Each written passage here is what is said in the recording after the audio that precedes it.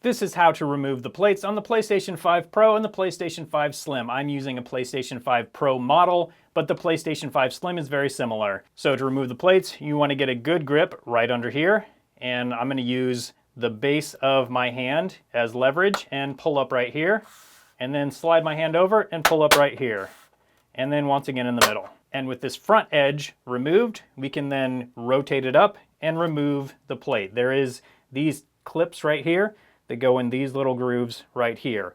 So to install it, you just do the opposite, line up all the clips into the grooves, and then rotate it down.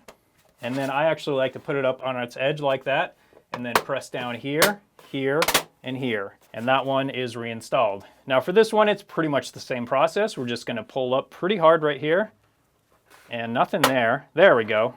Sometimes you'll hear a click here, sometimes it'll be over here. Then we just rotate it up and that's removed. This one also has these 3 clips right here that fits into these grooves right here. So the same thing for installing it.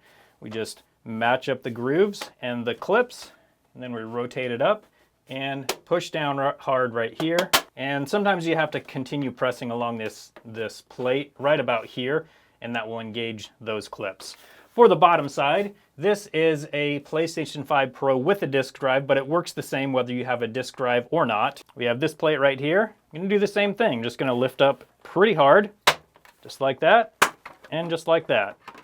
And then that one is removed. We have one clip over here, one clip over here. These need to fit into these grooves right here.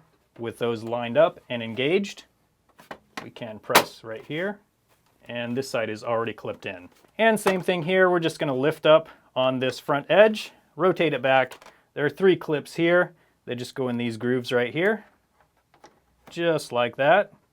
We'll rotate it down, flip it up, and then press. Just like that. That is how you remove and install the plates on a PlayStation 5 Pro and a PlayStation 5 Slim.